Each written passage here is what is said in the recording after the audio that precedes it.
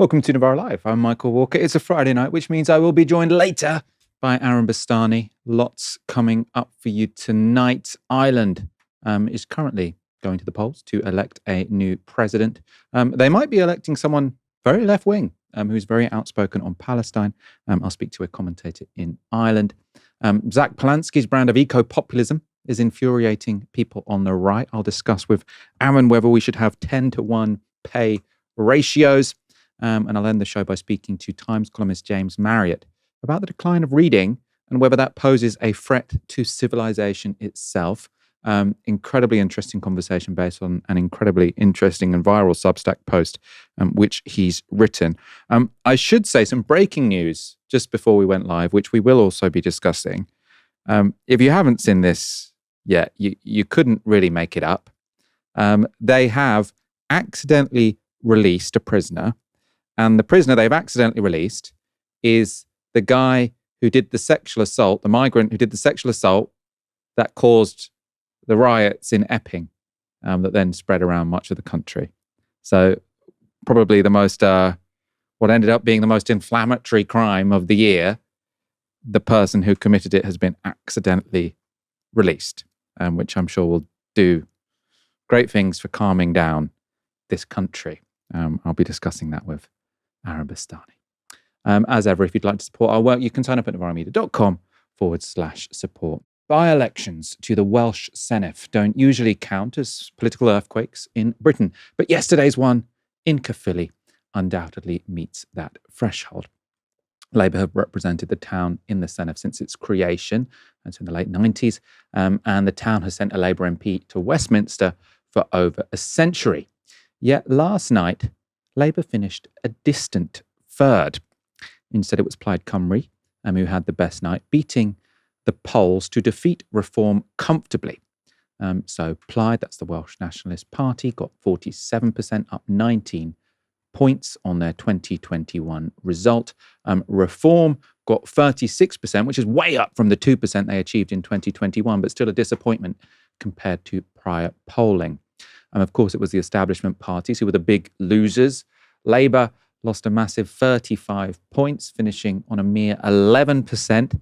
And the Tories went from a respectable, if not impressive, 17% in 2021 to a truly miserable 2% yesterday.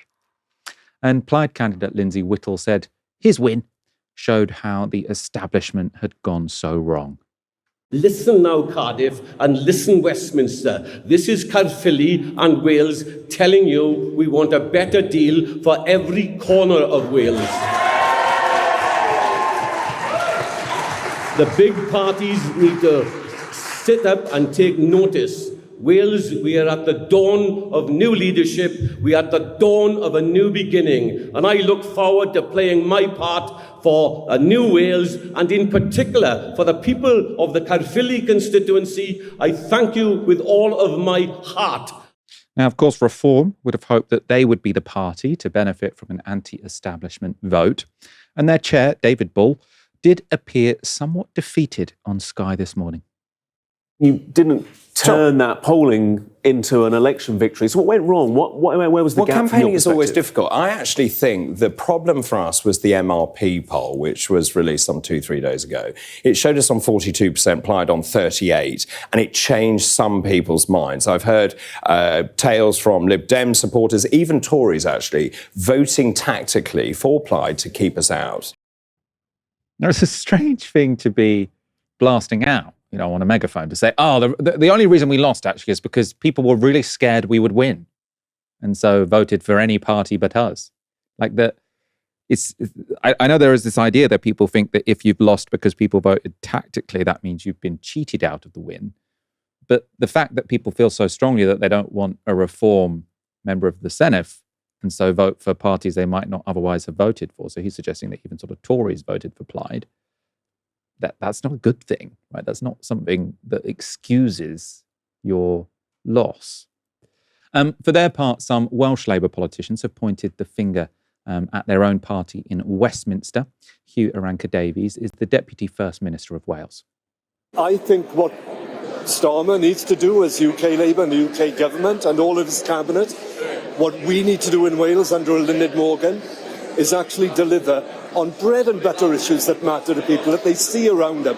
Otherwise, all we do is play to the tune of those who want to make every election from here for the next 20 years about immigration. That's a comment that's been made a lot today, and a lot for months actually, which is to say that Labour, by constantly just aping reform, they mean that all anyone talks about is immigration, which obviously doesn't work to Labour's benefit. Starmer's ally, Nick Thomas-Symonds, though, defended his boss. A Labour source has said to our BBC Wales political editor is that the defeat in Caerphilly is a defeat for Starmerism, not for the First Minister in Wales, Elizabeth Morgan, but a defeat for Starmerism. I talk about what I heard on the doorsteps. I'm always suspicious of these anonymous quotes. I think people should put their names to them and actually have the debate. And what I found on the doorsteps, as I say, was that frustration about the pace of change. I had plenty Well, that's of the point, doorstep though. That's exactly the point. And that is what Starmerism seems to be to your critics, including within the party in Wales.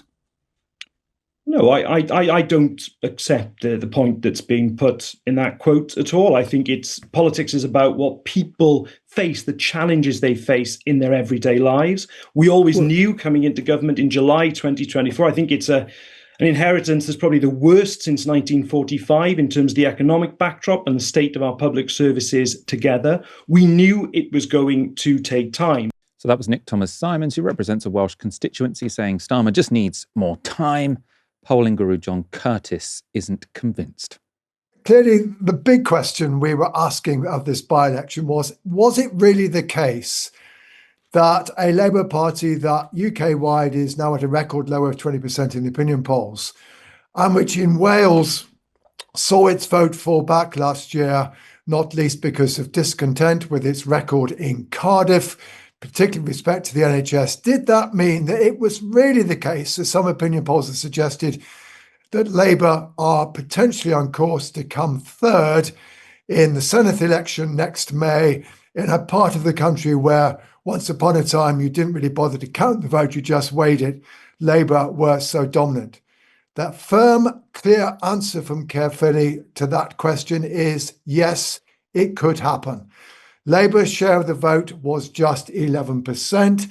It fell by 35 points. That's the biggest drop that Labour have ever suffered in a by-election in Wales. Labour are in severe trouble in Wales, and it just confirms the broader UK story that the challenge to both Labour but also the Conservatives, who got just 2%, those two traditional dominating parties of our politics, that challenge is fundamental. It's very interesting sort of seeing the commentary on this, because obviously it does seem like tactical voting has defeated reform. Whether or not, though, that can work in a general election is less clear, because in a by-election, it's very clear who the two parties are, right? Because you've got some polling beforehand, you can tell who you need to vote for. In a general election, who is the tactical vote against reform? Obviously, Labour are hoping that nationwide everyone's going to say, oh, it's Labour, but then they hate Starmer so much that they might be unwilling to. Are people going to do it on a seat-by-seat basis where they say, oh, in this seat, the MRP poll says that it's only the Greens that can beat reform. In this seat, it's only the Lib Dems who can beat reform. It seems very complex. I'm not sure if tactical voting could keep out sort of Nigel Farage in a system as complicated as what we might be about to see in, well, I suppose the Welsh Senate elections next year and then the general elections across the UK whenever we have them. Aaron, what are your takeaways from the Caerphilly by-election? Well, they're certainly not good for Labour, Michael. I would say that the big thing for me, less than 24 hours, but basically the best part of 24 hours after the results come in, is that if you look at the d'Hondt system, which is what's used for Welsh Senate elections, I think with this kind of result, you basically would have got three for Labour and three for Reform. Three for Reform rather, and three for Plaid Cymru. And d'Hondt, which is the system for Senate elections, really, really does ward against parties that finish third. It's kind of a winner-takes-all system for the top two. So that would be my two bobs worth. It's even worse than it looks for Welsh Labour right now, Michael. Then, of course, there are the other talking points about the Lib Dems and the Greens. They've clearly lent votes to Plaid as the anti-reform party. But broadly speaking, I agree with all the things you've said. I think the idea that this is somehow a moment of celebration and how actually reform with the bums here is to kind of miss the bigger picture. They've come from nowhere. Plaid were previously second in this seat. They already had a ton of data. They knew where their voters were. Their job was very simple. Go to the wards, go to the streets, go to the neighbourhoods where they know there are high concentrations of Labour voters, Lib Dem voters. They know where those places are because, of course, they've been campaigning for a very long time. They know where those places are. Go there, squeeze them. That was their job. Reform's job was so much harder. Build a data operation from scratch. Build your gets out the vote thing from scratch.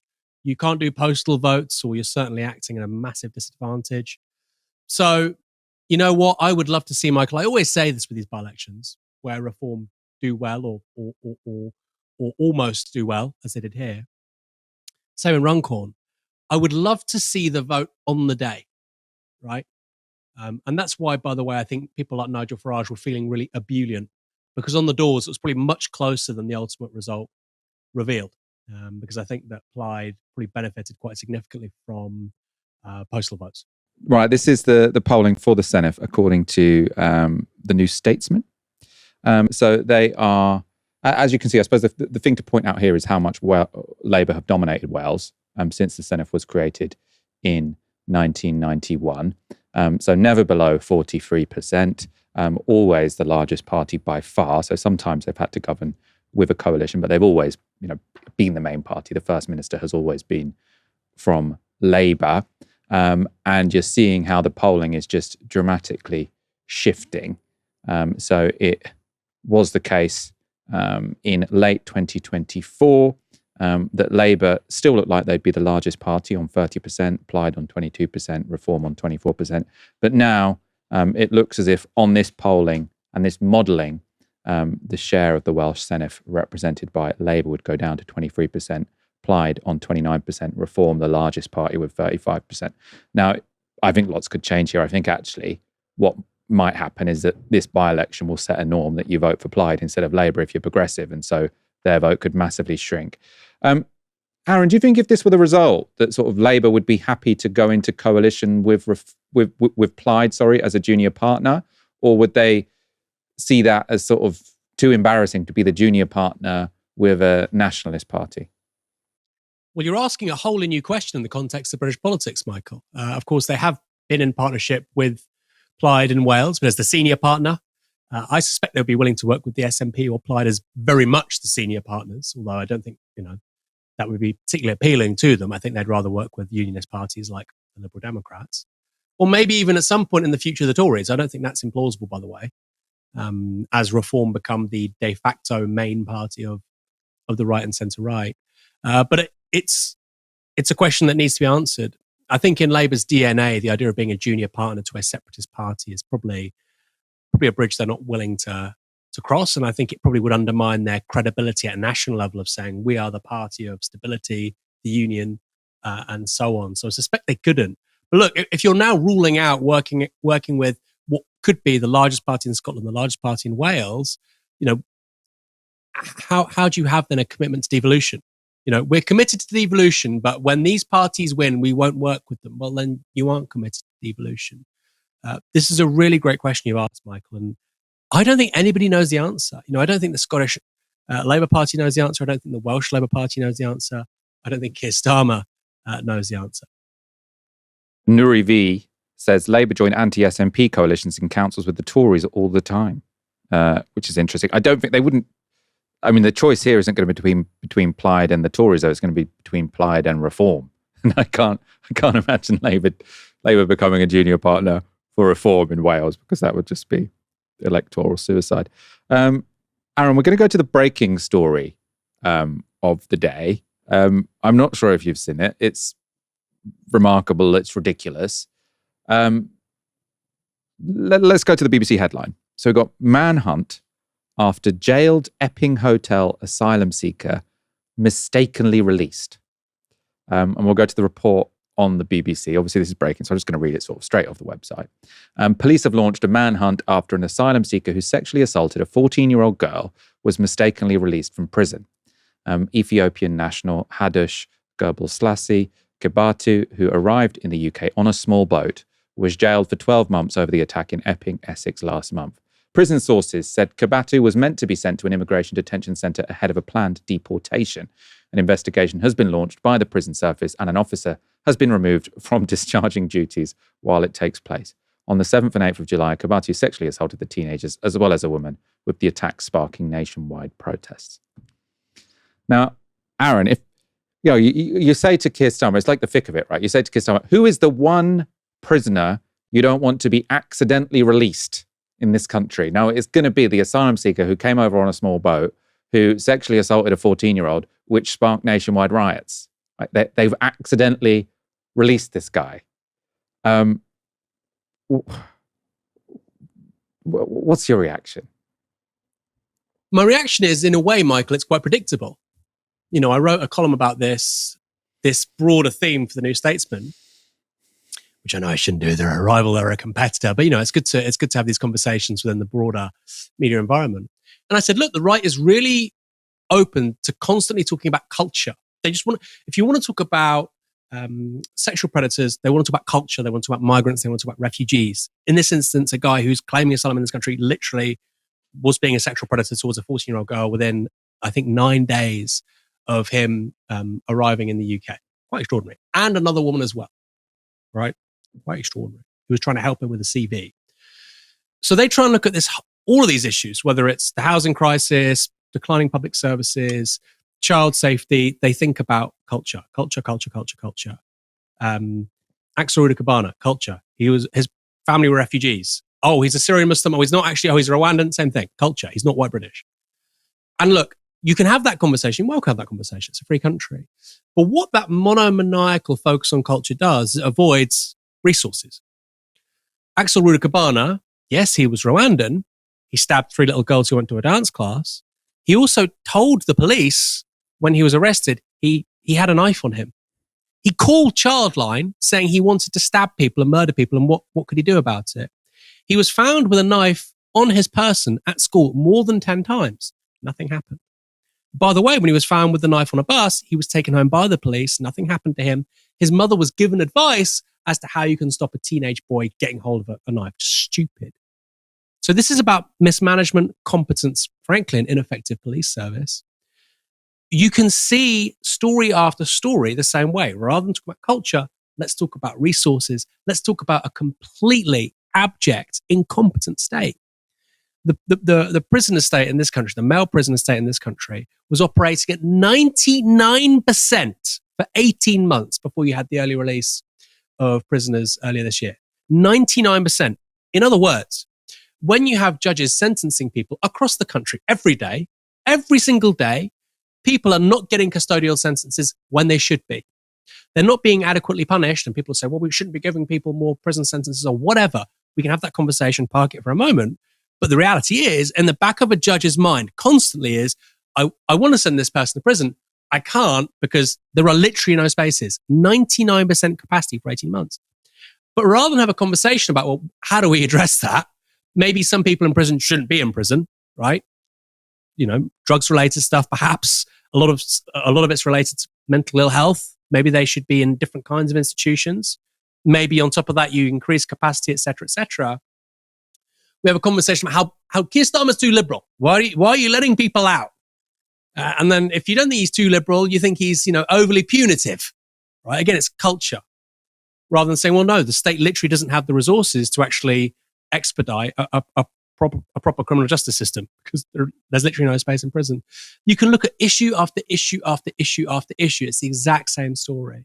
Even Palestine Action. Why has Palestine Action been prescribed? Why in 2025, if I wear a t-shirt saying I support Palestine Action, am I facing 6 months in prison? Why have thousands of people been arrested for holding signs? Why is that happening? Because somebody broke into an RAF base and they caused criminal damage to some planes. By the way, they're owned by private entities which lease those planes to the Royal Air Force. And they caused damage. And by the way, Serco responsible for some aspects of security at that same RAF base. But rather than have a conversation about the fact that security is overseen by Serco and the planes are leased from a private business, we're instead saying, you know what, we're going to criminalize thousands of people for having placards. It's the same story over and over again. Rather than talking about a state in decline, underfunded, under-resourced for decades, rather than having that proper conversation, we have a conversation about, let's ban more stuff. Let's imprison more people for saying things online. Let's call Keir Starmer either too authoritarian or too liberal. Let's say the reason why Axel Rudakabana stabbed 3 people is because of the color of his skin rather than the fact the state failed time after time after time after time. This is the exact same thing, Michael. So it doesn't surprise me. The British state is grossly incompetent. And that's not because the state can't ever be competent. I'm not a libertarian. I don't think that. It's because we've underfunded it and we've mismanaged it for decades. And we've mismanaged it for decades because fundamentally our political class, since the late 1970s, since the Thatcherite turn, don't believe in the state. Now, if you don't believe in the state and you're not willing to properly resource the state, then guess what? The state isn't going to be very good at doing stuff. So this doesn't surprise me in the slightest. A brief reminder before we go on to our next story. Tickets are available for our next Downstream IRL event. Aaron will be speaking to Cory Doctorow, who wrote the book Inshittification, Why Everything Suddenly Got Worse and What to Do About It.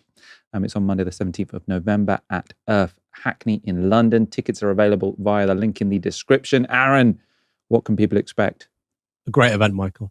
It's our last one of the year. I'll be sticking around for beers this time. We're going to have some great speakers before I speak to Cory too. Some sensational guest speakers. They're yet to be announced. So buy your tickets. The link is in the description below. Cory is a great guy, obviously a huge name in terms of what he does. Science fiction writer. He's one of my favorite science fiction writers. He was the mind behind boingboing.net. He really personifies a different kind of internet. And I think that's a conversation we now need to be having very much at the mainstream right now, is what kind of internet do we want? I don't know about you, Michael, but now I'm on Instagram a lot of the time, and I'm not just seeing adverts, I'm seeing AI slop, generative AI slop of like Karl Marx at WWE with Ronald Reagan. And okay, it's funny the first or second time, but this is now becoming like my entire timeline. Generative AI of historical figures body slamming each other. And after about 10 minutes, you think, what the hell am I doing? Why am I wasting my time here? And Cory would say that's the enshittification of the internet. We need to claim it back. We, of course, need to claim back our personal and creative lives as well. Those two things go hand in hand. Great book, great guy. And I think it'll be a great event. Ireland is going to the polls today to elect its new president. And the role is largely ceremonial. Ireland is, like the UK, a parliamentary democracy. But as head of state, the victor will have enormous symbolic power. And the favourite to win is very much of the left. Catherine Connolly is running as an independent candidate with the support of a broad base of left-leaning parties and politicians, including Sinn Féin. And unusually, for a potential European head of state, she speaks stridently in favour of Palestinian rights, which she spoke about to breaking points at an activist meeting over the summer. And I want to thank you, because you have no idea the importance of your protest and all the protests that have taken place over the country. It's really, really important. You mightn't think it, but it is having an influence on politicians. However, I don't know how long we can keep on with a genocide going on in front of our eyes. The word ironic is not the right word, but just last week we had a minute's silence for Srebrenica, rightly so. But we made no connection with the ongoing genocide in Palestine. And so there's a disconnect all of the time. And you ask me, how do we move from the government's rhetoric? There's a complete disconnect on so many levels between the government, who think they're doing fantastic, and the actual feeling on the ground. So in my time in the Dáil, Amnesty published their report, and they said there was an apartheid regime being operated by Israel. And our government told us they were uncomfortable with the word apartheid. They actually said, we don't really want to talk about that, uncomfortable with that word. So we let that go. And then 6 human rights organizations were described and designated as terrorist organizations. We let that go. We waited for the evidence, the government said, but there was no evidence ever produced. And then we watched the slaughter of men, women and children, of journalists. And I don't need to say all of this, but it's important to say it because we're actually watching the slaughter. We're watching the UN being dismantled. We're watching language becoming meaningless. Now, that is not how we're used to hearing European presidential candidates speak about Israel, but the Irish public appear to endorse it. In the last poll before the vote, Catherine Connolly was on 55%, Heather Humphreys of the centre-right Fine Gael was on 31%, and Jim Gavin, who was nominated by the centrist Fianna Fáil, was on 12%. Jim Gavin's low polling is actually not quite as it seems, because in fact he is no longer running for president. Gavin was selected as he was a well-respected former Irish Gaelic football manager, but he withdrew after it emerged that he owed a former tenant in a house he owned over €3,000. So nice to see someone's past as a landlord ruining their political career. Anyway, it was too late for him to be taken off the ballot paper, so he will still get some votes. To discuss today's presidential election, I spoke earlier to Irish Times columnist Una Mullally, and I began by asking her to introduce the story and the politics of the favourite to win, Catherine Connolly. Yeah, so Catherine Connolly is an independent candidate in the presidential election. She is left-wing. She is a TD, meaning a member of our parliament, where she also holds a position of what's called the Las Ceann Comhairle, which in England is basically the deputy speaker of the parliament. She has managed to unite the left, basically, in terms of her party endorsements across all of the left-wing and centre-left parties. She's from the west of Ireland. She speaks a lot about anti-war issues as kind of central to her politics, a lot about representing people who are left behind in terms of the youth in Ireland with regards to our housing crisis. So she is a left-wing candidate who, I suppose, a lot of the establishment politics and media didn't give that much of a chance at the outset of the campaign, but as the campaign progressed and kind of got a bit crazy, she is the front runner. How big a role has Palestine played in this race? This is an issue that will very much interest our audience, and sort of our audience will have heard Catherine Connolly speak about the genocide in Gaza in a way which is very unusual for a Western European politician. Could you talk about her on that issue? How big a part of her platform has that been? What attacks has that meant she's been subject to? Yeah, so Palestine is central to Catherine Connolly's campaign. Palestine Solidarity central to it as well. She represents a lot of people's opinions in Ireland on Palestine. Palestinian Solidarity movement in Ireland is the largest grassroots activist movement in the country. And so she has been present in that. She has spoken out against the genocide. She has accused the US of funding and enabling the genocide. She has spoken out very strongly against the inaction of the European Union, in particular Ursula von der Leyen. This is not an extraordinary position in Irish politics. It's not something that Catherine Connolly is attacked about. This is generally, or certainly shades of this position, are felt cross-party in Ireland. They're also expressed by the centre-right parties. So Ireland is not unique in this way, but is different to a lot of European countries because of obviously our connection to Palestine, and because the movement is very visible. She enjoys broad support amongst those who participate in the movement, which is mostly just like ordinary people who are not necessarily activist minded. What difference would it make if she were elected president? I mean, it's a largely symbolic role, isn't it? And I suppose Michael D. Higgins is also fairly left-wing, but would it make a big impact to have someone with Catherine Connolly's politics being elected president in Ireland? The Irish presidency is kind of unusual in that it is a largely symbolic role. It does have very important roles in terms of signing in legislation and referring legislation deemed potentially unconstitutional to the Supreme Court. What's really important about this election is that Connolly has managed to get endorsements from parties such as People Before Profit, the Labour Party, the Green Party, the Social Democrats, and Sinn Féin. And so this is kind of a very rare occasion of the left coming together. And the person that she's against, Heather Humphreys, is a former Fine Gael centre-right minister. So it has really become about these two sets of ideals and these two sets of politics. And, you know, I suppose Catherine Connolly, you know, she does have more depth than Heather Humphreys. And I think that's kind of, people have responded to that. But I think the key to it is that, you know, when Irish people are selecting a president, we tend to, certainly since 1990, when we elected Mary Robinson and then Mary McAleese and then Michael D. Higgins, we tend to go for more progressive representative than our, you know, national politics, parliamentary politics. And it tends to represent something that is happening at the vanguard of social values and social politics. And I think that this is where Connolly's anti-war politics and her insistence on Irish neutrality comes into play. You know, people know what's happening in terms of increased militarization across Europe and across the world, and obviously in terms of the genocide as well. So I do think that's playing, and it looks very much like she will win, but the turnout is also really low. So yeah, it will be interesting to see what happens tomorrow.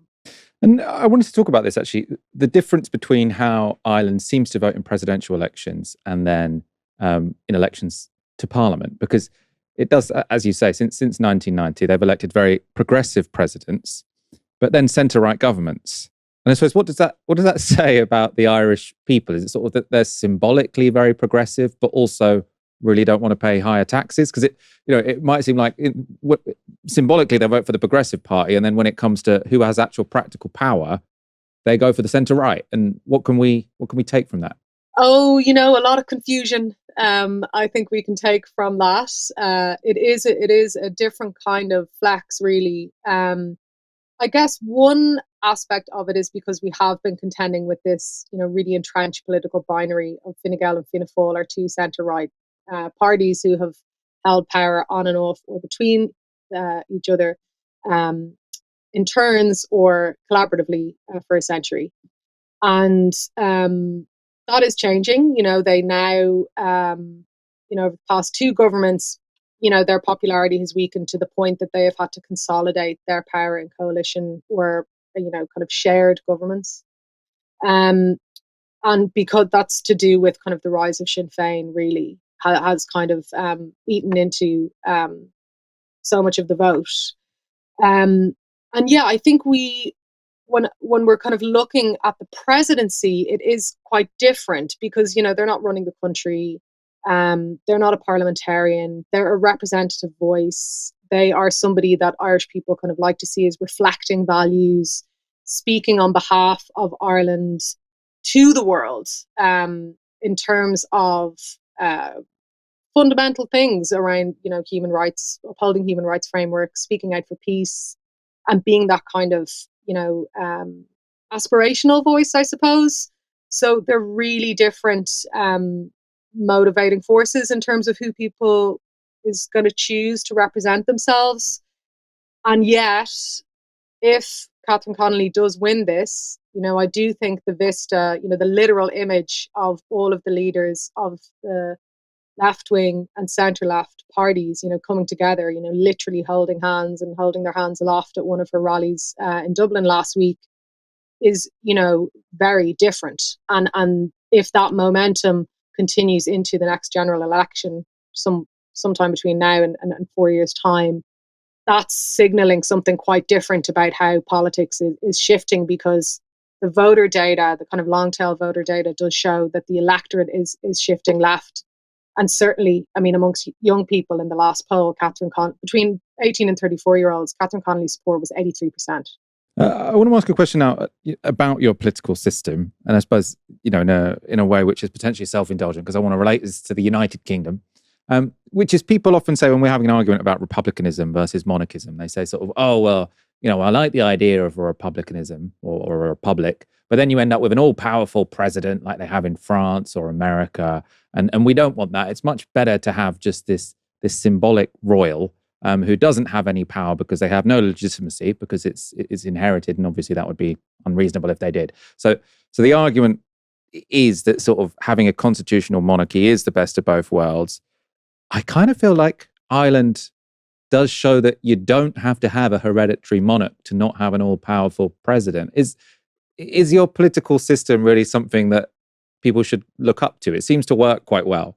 Yeah, I mean, I guess it is, you know, it's not totally unique, but I suppose it is kind of a curiosity that you do have this kind of symbolic, you know, kind of ceremonial head of state in the president who has roles, you know, who has roles in terms of passing or signing legislation. And then you have, and is, you know, the head of the defense forces also. And then you have, you know, our Dáil, our you know, House of Parliament with a Taoiseach, a Prime Minister, let's say, and then you have the Senate as well. So there are, of course, many different ways to do things. And, you know, this is all backed up by single transferable vote, proportional representation voting system as well. So, you know, it is interesting actually to actually give the electorate a chance to vote for somebody on this kind of different, more aspirational, more reflective kind of values basis in terms of how they represent both the country and you know, the country's values, I suppose, outwardly and inwardly. And then, you know, you have the kind of bread and butter running the country government form. So yeah, I mean, it's an interesting system. And no, you don't need these like big competing forces of like president and prime minister, or, you know, an all-powerful president. And you're talking to an Irish person, you certainly don't need a monarch. That was Una Mullally. I loved that sentence to end the interview. Presumably the results will be available tomorrow to find out how Ireland has voted. One of the best things about the rise of Zack Polanski is that finally the British political establishment are discussing and debating something other than only immigration. Of course, they're still discussing and debating immigration, but not only immigration, and that's important. Now, most of the eco-populist focus has so far been on wealth taxes, which we'll be looking at in great detail in the run-up to the budget. This policy, though, is also interesting. And so this is from the Green Party Twitter account. The average FTSE 100 CEO is now paid 122 times the salary of the average full-time UK worker. The Green Party would introduce a 10-to-1 pay ratio, meaning the highest paid employee cannot earn more than 10 times the lowest paid employee. Now, that's a tweet from the summer. It's got renewed attention, though, this week because entrepreneur influencer David Priestley stumbled across it. He's been on Diary of a CEO a number of times, launched a couple of companies. And he said this: the latest big idea from Zack Polanski is to make sure CEOs can't earn more than 10 times what their workers are paid. The shelf stackers at Tesco are going to love earning £900,000 a year. Either that, or they have to find someone to run a £700 billion public company for £250,000 per year, about a third as much as a partner at EY, which is Ernst and Young, so an accounting firm. These people don't live in reality. He goes on to expand, and he says, strangely, the typical Brit understands why a footballer gets paid a lot, but it seems like most people have no idea how hard it would be to be a CEO. The CEO of Tesco makes £9 million a year. This is the top job for a business that is a supermarket, bank, telephone company, and insurance provider. This business has over 340,000 employees and generates £70 billion in revenue. It has over 50,000 suppliers. He goes on, this type of person has options. They could start their own business. They could work at any number of companies globally. They could do merger and acquisition deals or join a private equity firm. All of these roles would pay £5 to £10 million. A CEO is also independently wealthy by the time they get to this level. Why take on the stress of this job if the money isn't significant? And he says all of this is to say that anyone who thinks anyone could do the job or that a great CEO would do it for $500K a year is simply naive to what's involved. It's like me saying, doesn't a footballer just kick a ball around? I'd kick a ball around for half the price. If the Tesco board could get a CEO for millions cheaper, they would. Every little helps after all. That's an interesting argument, and we'll talk about it in more detail in a moment. First of all, I'll show you a similar one made by Christopher Snowdon from the Institute of Economic Affairs. So he said, in response to the Green Party tweet, this could have two outcomes. Either FTSE 100 companies will start paying unskilled people £300,000 a year for menial work, or the best CEOs will refuse to work for British companies. Impossible to know how it will play out, with a laughing face, because he's saying, obviously, the best CEOs will just work abroad or move abroad. So, what do I think about this? Well, on an ethical level, I think it's simple. It's clear that there is no reason for anyone to be paid 10 times more than anyone else. I do think it's probably true that being CEO of a large company is a more stressful job, requiring a broader skill set than many lower rung jobs at a corporation. So it's reasonable they get paid more. The idea is 10 times harder, 10 times more stressful, 10 times more skilled, and so forth. They should get paid more than that, I think is impossible to justify, right? If you think they'll say, oh, I think I might as well just stack shelves because I'm only getting paid 10 times more if I'm CEO than if I'm stacking shelves, that's ridiculous. Obviously, the idea they need to be paid 122 times the amount of cleaners or shelf stackers, well, that's just obscene. The pragmatic argument, though, has a bit more weight. Harder to dismiss. Companies clearly do think that an exceptional CEO makes a big difference to the success of that firm. That's why they're willing to pay a lot of money to secure them. They're not doing it out of the kindness of their heart because they really like that CEO. They think they want to secure that person. And to some extent, this is an international market. If talented people can get paid 10 times more in the United States than they can in the UK to run a big corporation, some might decide to do that. Not all. Lots of them will want to live in the UK, in London, because there's lots of advantages to that, but some might move to the United States. I do think, though, there's something incoherent about this logic. In a country where the Prime Minister gets paid £172,000, the Chief Executive of the NHS gets paid £300,000, right? So you say, obviously, if it's a stressful job, if you want to get the best people, you have to charge, or you have to pay them £9 million. Well, the NHS employs 1.5 million people. It's 5 times more than the amount employed by Tesco. I'd also hazard a guess that it's a more stressful job than working for Tesco, because you don't just have your shareholders down your neck. You also have the government, the public. You also have this sort of moral hazard that if you don't do your job to the best of your ability, well, even if you do your job to the best of your ability, there'll be lots of people who are waiting a lot longer for operations than they should. Incredibly stressful job. We really want the best people doing that job. Yet none of these right-wingers argue that the state needs more money so that it can offer wages to compete for the best talent. That's what we hear about in these industries. In fact, they argue the opposite. For example, every year, the Taxpayers Alliance releases what it calls the NHS Rich List, supposedly shining a light on public service excess. And the highest salary they found this year was £400,000 for the Chief Executive of Plymouth Hospitals. That is more than double the amount paid to the Prime Minister, but it's also 22 times less than the boss of Tesco, a company which we're told would collapse if its boss were to receive a modest pay cut. Aaron, first of all, I am very glad that we now have a proactive Green Party, meaning that we're debating issues about economic inequality instead of just the debate all being about immigration, because you've got Reform who want to talk about immigration and Labour who will just talk about whatever Reform talk about. So I think this is great that this is creating a row, because we can talk about something, I think, more interesting, right, than small boats, which is the vast inequality we have when it comes to pay in this country. I'm sure there will be practical challenges to a 10-to-1 pay ratio. There's also a practical advantage, which lots of people don't talk about, which is that, if you want to get more people to work in the public sector for really important jobs, however right-wing you are, I think you accept that I'm not talking to you, however right-wing a viewer is, I think people accept that the CEO of the NHS is a very important job. Now, if you want to get the best talent, either you have to raise the salary of that job, or you have to reduce the salary of competing jobs. So if we made it so that the City of London wasn't paying such vast salaries to people to be bankers, then maybe it would be easier to get them to manage the NHS or to manage HS2, for example. So there'd be an advantage there.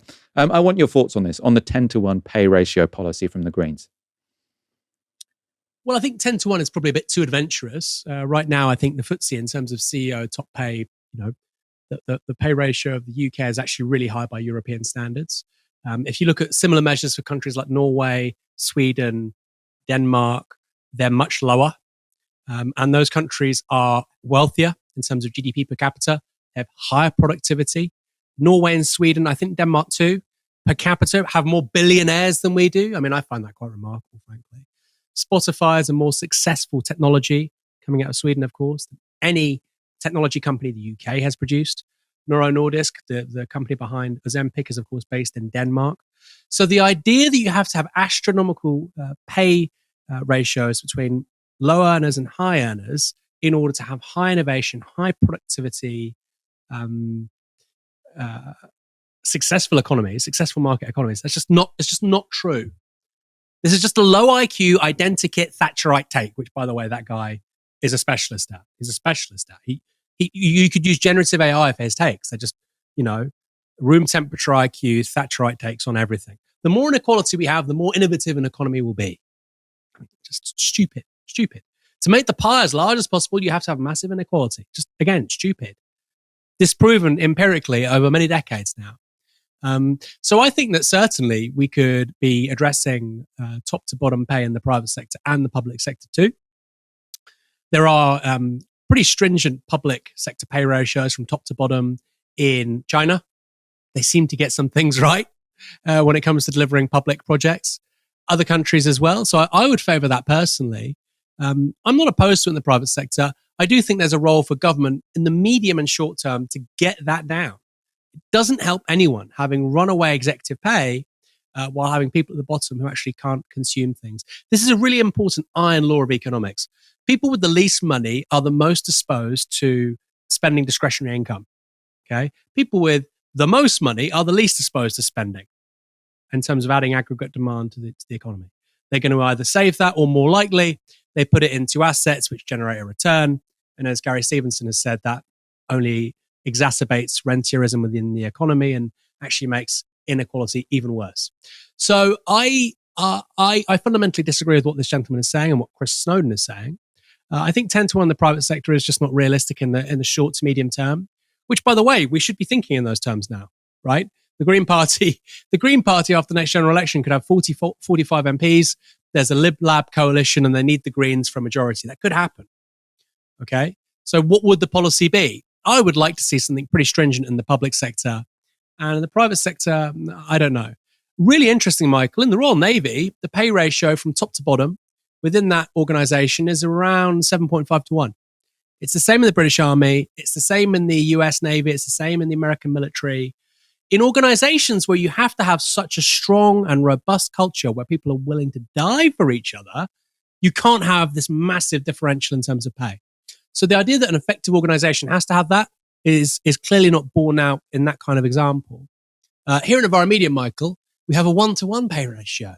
So we can speak with some experience. Everybody in the organization earns the same. Is that ideal? I don't think it is. I think that somebody with 2 kids who's 50 probably needs more money than a freshly graduated 22-year-old kid. Okay. That's my personal view. But the pay ratio should be maybe 2-to-1 or 3-to-1, right? Maximum. It's certainly 1.5-to-1. That's a hell of a lot of difference. 50, 60, 70, 80, 90-to-1 is simply too much. It's not good for innovation. It's not good for productivity. It's not good for social cohesion. It's not good for final demand. There is no argument for this stuff. And I think we start in the public sector. You have people like the vice principal of University College London. Used to be a guy called Malcolm Grant, I think. He was on about £450,000 a year. I think that didn't even include his pension. Maybe it did. Circa, best put £500,000 a year, right? The lowest earner, and this is about 15 years ago. Wild. The lowest earner at UCL was not on £40,000. I think a 10-to-1 pay ratio at somewhere like University College London, a public institution, is a very sensible thing to have. And I agree. I think that would be the start of this shift. I think we can change that ratio between top to bottom earners in the private sector through sectoral wage bargaining, stronger trade unions, and so on. And I think that's how you would do it rather than legislate for a top to bottom thing. Only one place has tried that, as I understand. Switzerland had a referendum on it in 2013. People voted against it. I think on a 12 or 13-to-1 pay ratio. I like the sentiment. I like the impulse. I think we get there via other means. I think I agree with lots of what you're saying, but I think there's a fundamental thing that you're saying, which is disagreeing with what I was saying, which is probably useful to flesh out, because I was saying a big problem at the moment is that we are quite restrictive with public sector pay, but we're not at all restrictive with private sector pay. And what that means is that it is difficult, potentially, to attract the best people into the public sector. And I suppose what you're saying is we should be even more restrictive with the public sector and not more restrictive with the private sector, which would just give the private sector, I suppose, an even bigger advantage when it comes to attracting people to work in stressful jobs. So where are we on that? Not necessarily. I think basically people at the bottom end of the ladder would be earning more, but also there are people in the public sector, Michael, who earn a king's ransom. Okay? Some of the wrong people. If you look at, for instance, deputy mayors around Sadiq Khan, they're earning tremendous amounts of money. They're almost earning as much as the Prime Minister. That's crazy. The Prime Minister, in my mind, should be earning more. I think MPs probably should be earning marginally more. I think that case is over-egged because they have great holidays. They have an amazing pension package. The IPSA pay package is incredible for pensions, which parliamentarians get, and their staffers get as well. So to some extent, I do agree. But what we were paying people in, for instance, some of the contracts around HS2 were just wild in terms of what people were being given. I think at one point the guy who was the top dog of HS2 was the most well-paid public servant in the country. Given that project was massively over budget, I would question whether that was a sensible thing to do. I do agree that certain people in certain places in the public sector should be earning more money. Malcolm Grant at UCL should not be earning £450,000 a year in 2010. The Prime Minister probably should be on £200,000 plus. And I say that, why? Why should the Prime Minister be on more money than they are? Because, you know what, if you're a socialist, you won't want to spend it all. Maybe you want to give it away. Maybe you give it back to HMRC. That's fine. We have a situation right now where we have prime ministers who don't earn much money like Boris Johnson. And the incentives are, well, I'll earn more money once I leave office. And that's bad. That creates really bad incentives if you want effective government when they're in number 10. So I agree with you on a lot of jobs. We don't pay for instance, people in the financial the financial FCA, the Financial Conduct Authority used to be called, the Financial Services Regulatory Authority. We don't pay them enough. They leave. They then go and work for the big banks. How do we get around? How do we subvert the regulation? So again, they should probably be paid more. But there are lots of people in the public sector paid way too much. I quite like the Singapore model where they just pay their politicians really well and then it's really fucking hard on corruption. Like you're not allowed to take any donations at all, but you get a good salary, and that country seems to work all right. Smartphones, these little addictive demons in our pockets, they have a lot to answer for. If you believe Jonathan Haidt, which I do, they've destroyed teenagers' mental health. It's also pretty obvious, I think, to everyone that by polarizing politics, they've broken politics to some degree. But a new Substack piece by Times columnist James Marriott goes even further. He says smartphones might be destroying rationality and modern civilization itself. The viral article is called The Dawn of the Post-Literate Society and the End of Civilization. And the arguments really come in three parts. So first, he includes data showing reading has declined. So this chart from the FT's John Murdoch shows how the number of American teenagers saying they hardly ever read has increased dramatically in the last 2 decades.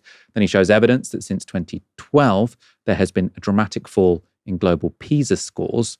So it makes it seem like sort of our general overall skills are just declining. Now, for anyone who's ever found themselves down an hour-long rabbit hole of mundane 20-second TikTok videos, none of this is particularly surprising. None of this seems like, oh, wow, that's a really interesting idea. Right? We get that. We can all see we're getting slightly dumber from these very, very short videos. Marriott's argument, though, goes much further than this. And I think that the original point in the piece concerns how a society less used to reading may become less rational and ultimately completely dysfunctional. So this is a segment from the article. So this is: the world of print is orderly, logical, and rational. In books, knowledge is classified, comprehended, connected, and put in its place. Books make arguments, propose theses, develop ideas. To engage with the written word, the media theorist Neil Postman wrote, means to follow a line of thought which requires considerable powers of classifying, inference-making, and reasoning. And Marriott draws on historians who say the reading revolution of the 18th century and the rise of a literate public was an essential prerequisite for a functioning democracy. Without that, we lack the reasonableness and the ability to think critically that makes democracy work. Instead, without that, we risk falling into the mystical, emotional, and antagonistic ways of thinking that dominated pre-literate societies. And this is a foreboding conclusion reached by James Marriott. He says, we may be about to find out that it is not possible to run the most advanced civilization in the history of the planet with the intellectual apparatus of a pre-literate society.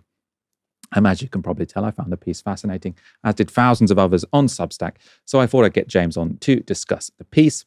And I started by asking him to expand on the first part of his thesis, namely the evidence that reading and literacy is in fact in decline. I think this is the difficult part of the argument, because the idea that people are reading less and getting stupider, it's like an age-old theme of opinion columnists. People have been writing this for decades now. I think there probably has always been some truth in it, and I think there's probably a longer story here that's worth talking about. But recently, in the last kind of 5 years, the evidence has become pretty unequivocal. There have been a number of surveys out. The really striking one was one earlier this year that found that reading for pleasure in American adults had declined by 40%. There was a similar survey a couple of years ago of British adults that found that a third of them had given up reading. The really remarkable thing for me was this OECD report that came out at the end of last year that found that literacy was declining or stagnating in most developed countries, which is a really remarkable and kind of crazy thing to discover, because we'd assumed we were always getting more literate. These are countries with the most advanced education systems in the world. For literacy to be declining in developed countries, something really serious is happening. And like once upon a time, you might have said, has there been a war? Has the education system collapsed?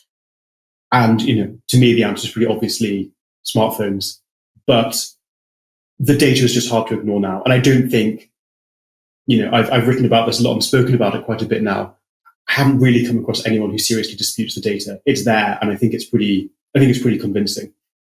And I suppose the most obvious sort of time when this argument was being made before was, I suppose, the mass spread of television, when people would have said, oh, everyone's just watching TV, they're not reading books anymore. I mean, I remember hearing that when I was a kid, sort of people saying kids just watch TV, they're not reading books.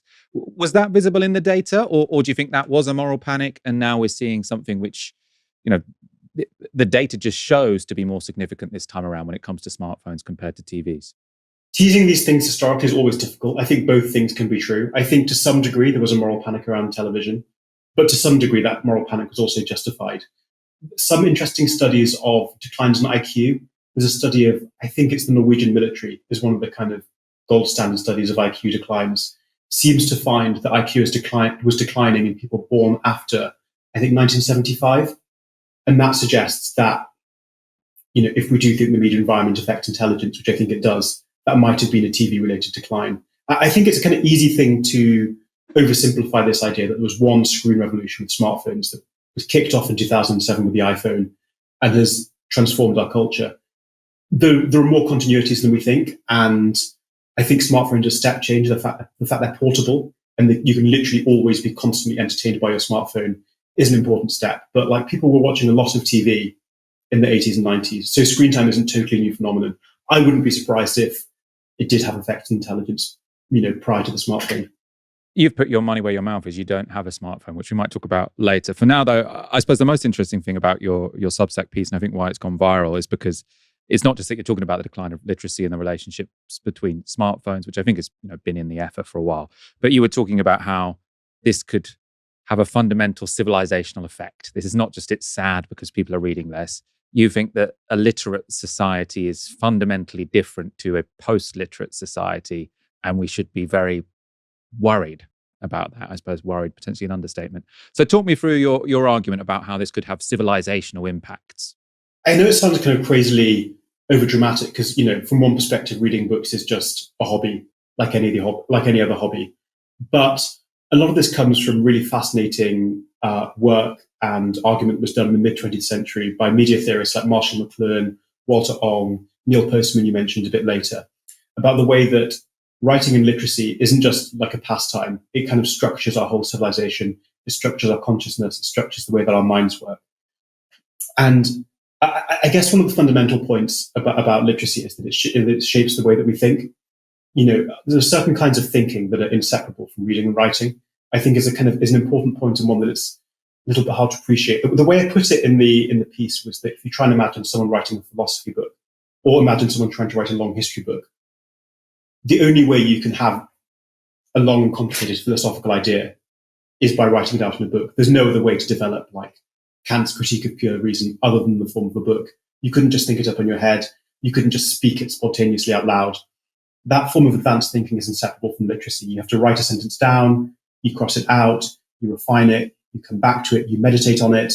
And literacy is basically inseparable from this kind of complex, analytic form of thinking that's fundamental to a load of disciplines that I think, are like foundational to our civilization. Serious political discourse, science as a product of literacy, that's uncontroversial to say to historians of science. History, serious policy discussion you can't really do other than in like long books, well, not necessarily long books, but books, long form text, journal articles, magazine articles. And if you don't have long form text, you're basically shutting yourself off from all kinds of thinking. And I kind of think we're already seeing that actually. Walter is something I put on my reading list. For now, it keeps popping up in Substacks I read. Obviously, Substacks aren't whole books, but I like to think that they can still contribute to some degree to a literate society. On this question of sort of oral societies and literary societies or literate societies, I think this is one of the things that's most interesting about your essay. And I suppose, I think the way it rung true to lots of people is they're looking at political discourse right now, especially sort of Candace Owens, Russell Brand, sort of Alex Jones, people who are literally talking about demons and ghosts. And they're thinking, this is weird. This is crazy. Like, how did this happen? And I think the argument you're putting forward is this isn't actually new. It's a return. It's a return to an oral society, because when you get your information verbally instead of via text, then it is sort of harder or less necessary to make a logical, orderly argument. And the idea of sort of persuasion via emotions, via storytelling becomes much more important. And I suppose the argument you're making is we're in some way returning to an oral society, and that could explain what seems to be a bit of a return to mysticism and what to many people might look like sort of complete irrationality in political debate. Yeah, totally. And I mean, it's kind of amazing. That Walter Ong book, Orality and Literacy, is a fantastic book and seems kind of weirdly prescient to read because he describes a lot of the features of discourse in pre-literate societies. It's angrier, it's more confrontational, it's less rational. And you kind of read his description of discourse in kind of tribal pre-literate cultures. And it's very similar to the kind of discourse that you get on like YouTube or TikTok. And there are a number of reasons for this. You know, print, as I said, kind of fosters more kind of analytic, reflective, critical thought. You don't have talking person to person. You can't pin down spoken phrases in the same way you can pin down written phrases to analyze them. The other thing is that print is like an unnaturally logical medium of communication. It's very unemotional. Books can be somewhat emotional, but if you're trying to persuade someone of a point in the pages of a book, you know, you only have a very limited armory of rhetorical techniques at your disposal. You know, basically the only thing you can do is attempt to persuade them sentence by sentence, fairly rationally, fairly logically, using evidence and getting them to your point of view that way.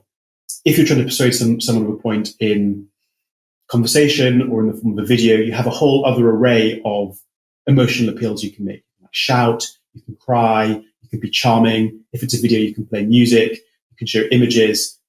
None of these things are related to logical argument. There's no reason why being charming or crying or shouting should make an argument more persuasive. And yet it does, in person or over a video. And human beings are not rational animals, and we're clearly very susceptible to these kind of non-logical emotional appeals. And the sort of amazing thing that print did for the hundreds of years that it formed our culture was that it basically formed public discourse that was cut off from these non-logical appeals, or from many of them. And print is just, because you can do less in a book, you're much more confined to logical argument, and you just miss those kind of non-logical emotional appeals that are like filling our culture and making it, as you say, really feel like, almost like parodically like a kind of pre-literate society, like Jordan Peterson being attacked by demons. I think Tucker Carlson was attacked by a demon as well. And there really is, it's almost too on the nose. I think even Walter Ong would be kind of surprised that it seemed that similar. When we're talking about literary societies or literate societies and oral societies, is this about elites or masses? And I suppose because there's an argument that's made that sort of, I suppose Plato and Aristotle, they couldn't have written their books, or they couldn't have spoken their books, let's say. I think the Iliad is sort of, that's one of the first books that was written when the Greeks rediscovered writing. And before that, sort of all information had been oral. It had been oral, and obviously they didn't have podcasts back then, so sort of passed on through memory and custom and ritual.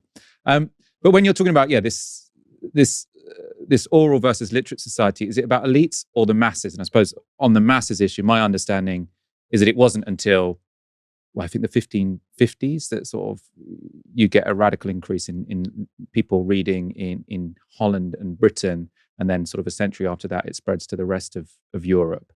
So which of those sort of transformations are you talking about? I think it's a continuous thing. I mean, literacy obviously begins to expand with the invention of the printing press at the beginning of the 15th century. And, by the 17th century, literacy is fairly widespread in Britain.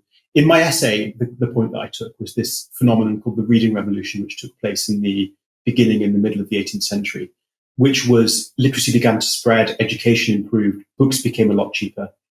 And I think there's an argument this is the first moment in history when ordinary people really begin to read properly and begin to read a lot. And that has pretty immediate political consequences in the 18th century. I think the kind of crucial transformation that happens then is the move from a society where knowledge is predominantly the preserve of elites, and you have to be highly educated and you have to be wealthy to have access to knowledge. In the middle of the 18th century, suddenly those barriers to knowledge fall apart. And there are all these amazing reports like peasants reading, artisans reading, apprentices reading, poor soldiers reading newspapers. And there's this huge democratization of knowledge. And that, this is not just me saying this. This is an argument made by historian of the 18th century, Tim Blanning. It's one of the factors that brings down the Ancien regime in Europe. Feudal Europe just can't survive the democratization of knowledge because suddenly ordinary people can read about abuses of power. They're exposed to new philosophical ideas about the rights of man, about the equality of all human beings. And the feudal world of Europe, which very much relied on the ignorance of the population and impressive visual appeals of kings, parading around with firework displays and showing themselves to the public in impressive clothes. This stuff really kind of crumbled in the face of the democratization of knowledge and also the new analytic and skeptical habits of thought that were fostered by print and population. That was James Marriott speaking to me earlier today. We'll be putting out a longer version of that interview tomorrow, so do check that out. I found it incredibly interesting. My thank you to Aaron Bastani for joining me this evening, to Una Mullally for talking to me about the Irish presidential election. For now, thank you for watching. Have a great weekend. We'll be back on Monday at 6 p.m. You've been watching Novara Media. Good night.